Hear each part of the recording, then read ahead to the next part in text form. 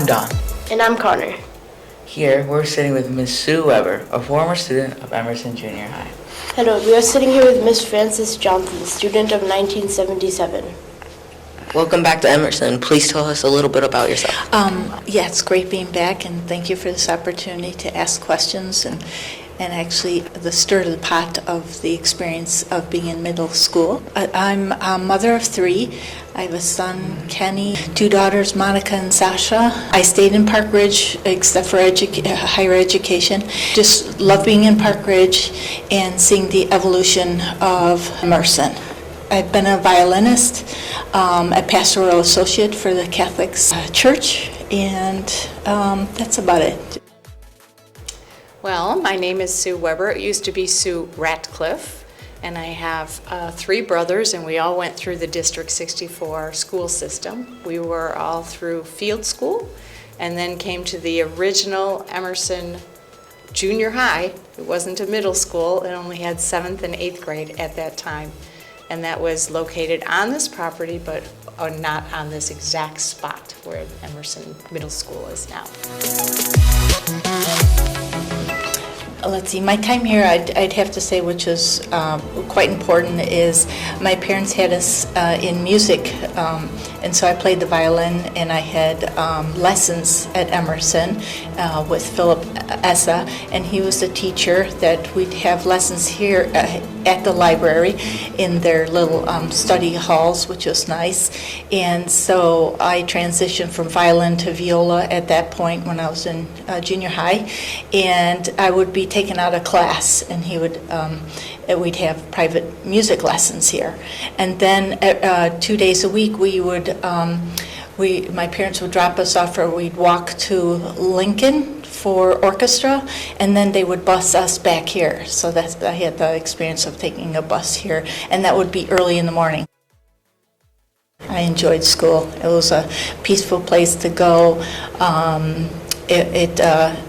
It was regulatory, you went to your classes, and like I said, peaceful place. I enjoyed it. The teachers were very good. I had a history teacher, I remember. Just to let you know, with the school, it had like a lower first level and a second level. It reminds me of St. Paul the Cross with their school. They had the levels where you had staircases. And so ours was on the lower level, and I was just mentioning that we had history in 7th grade, and I remember sitting in class going, why do I need to know this? Have you had that experience? Like, yeah. Why do we need to know this? And it was just overwhelming because I was raised, there was 8 children in our household, and our parents, and so there's cats to take care of, helping our parents with their extra things that they needed to do. And so with all this history, it was it was overwhelming what she taught, but she did it in such a relaxing way, almost storytelling, and that I was able to, during the class, just relax about it and learn about it. And now I love history. I continue reading books about history, And so it's kind of funny how you think, what do I need this for? Why do I have to take this class, and how important it actually becomes, and you actually love it. A huge room of typing, so that was like pre-computer, right?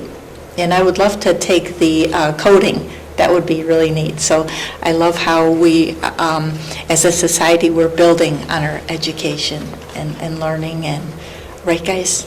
Yeah. Yeah, because can you imagine just taking typing class, right? Where now you can do so much with typing. But typing actually helped me get into a job after I graduated, and now I'm on the computer, and it's really helped. So everything you learn in junior high, really, it's for the future as well too, and gratification. Look at me playing violin; I love it. We had intramurals. I love gymnastics, and so I had that after school. Do you guys have something like that as well too, intramurals, and what? Oh yeah, after school, usually like any days we'll have like basketball, volleyball, soccer, like that sort of stuff. Nice.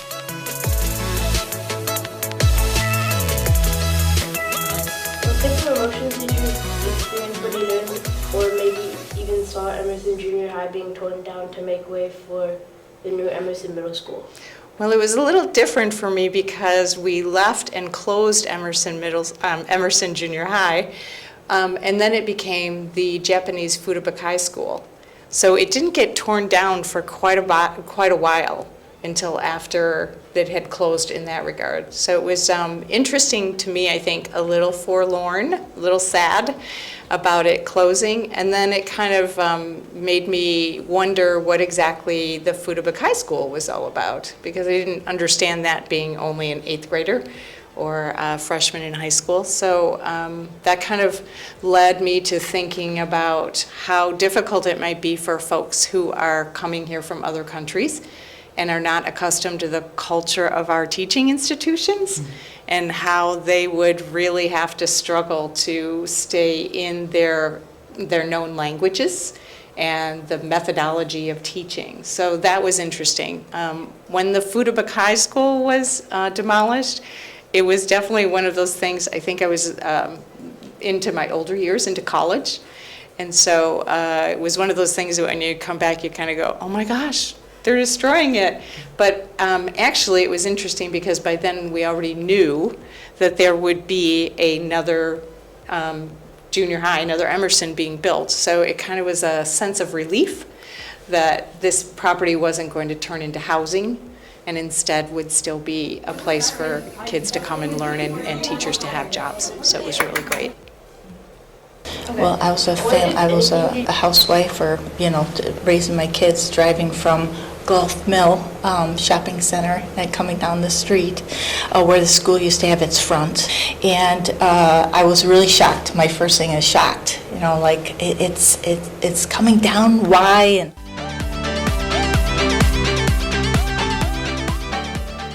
Okay.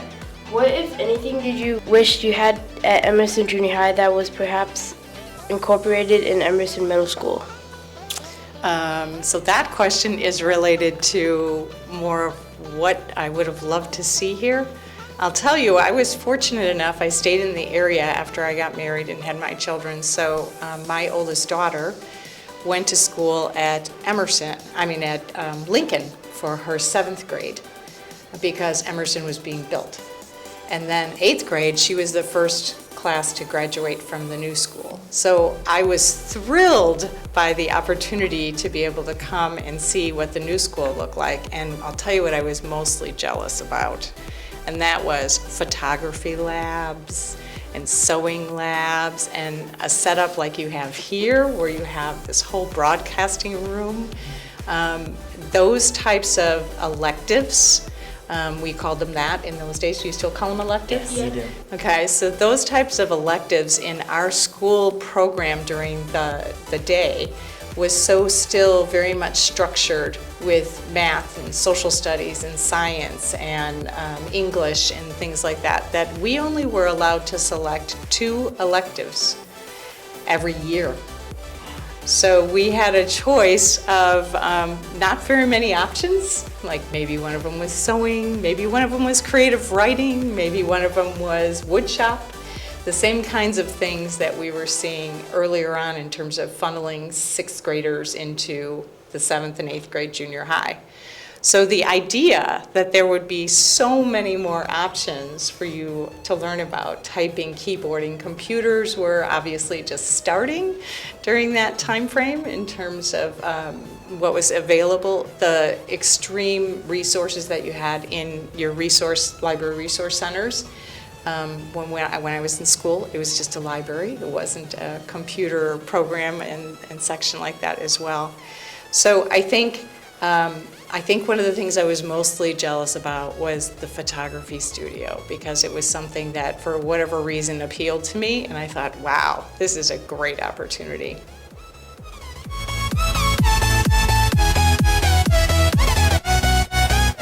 If you could time travel, who do you think would have an easier time acclimating to their surroundings? Emerson Middle School to Emerson Junior High, or Emerson Junior High to Emerson Middle School? Why would you say that? Well, that's an interesting question, because if I think about it, going from Emerson Junior High to Emerson Middle School, I think a lot of folks would have been really excited about the opportunities and the different rooms, like I was just describing, the different things they could get involved in. But I also think that during that time, a lot of people weren't acclimated or understood fully all the things they could do. It was fairly structured and rigid in terms of what your options were. And so the idea that you'd suddenly be put into this situation where you have all of these opportunities and had to make decisions might have been overwhelming for some kids that were, kids that were a little more introverted, that were like to have that kind of suggestion or a plan laid out for them rather than having to try and figure it out. It's hard to decide what to do at such young ages, I think. So I think those that were excited about doing different things and seeing really cool things they could do and opportunities would have loved going forward. And I think for me personally, I just think I would have loved the sewing aspect. That was something I did for my college degree. I was a clothing and textiles major. I'm not using that in my career, but, but that is exactly the direction I wanted to go. And I really enjoyed the relationships I had with my teachers, so I think I would have looked to them to give me some guidance in terms of where they saw things that I couldn't see yet as a young child. Yeah, so it was. So I think that aspect would be good. I think going backwards, going from middle school to the junior high, some folks might have really seen it as being a lot less opportunistic and much more restrictive, and maybe not as much fun. I feel like they'd be more used to having all their technology. Yes, I know, and it's really hard to imagine what it was like before technology. Like, an interesting story I have is when my children started going to middle school here, there was a class called keyboarding, right? Yeah. Where you learn how to type. Well, I think it took me 2 years or 3 years to understand that it wasn't playing a piano keyboard, like a keyboard, because the idea that you would call a typewriter, because that's what I grew up on, a keyboard was just unbelievable. Really, it took me 2 years. What is easier for me, because it's my past and it's a great place to be. I would say it would be easier to be at the old Emerson. It was a lot of bright lights, windows. I thought was really bright. My teachers, the love of my teachers, I would say, gosh, I wish you guys could meet my teachers and be in my classes and maybe meet some of my friends. We had a lovely time. I see your school and the new middle school, Emerson Middle School, and I love how you have bricks now. Remember how I liked the lightness and the glass in my room, and it was really nice to navigate. Yours I see when I drive past, and it has a lot of bricks. My husband was a bricklayer, and so I love that safety of that. So then to switch, I would feel safer in this time going to school in your school now. So maybe we can travel together. Thank you so much for your time and the insight you've given us at the old Emerson Middle School. Oh, well, I'm happy to be here, and I'm glad that you guys have this opportunity to present this information. It's really great. You're doing a good job. Thank you. You're welcome. Well, thank you for your time and your questions. I wish we had more time, but I appreciate everything you have done. You're welcome. My pleasure.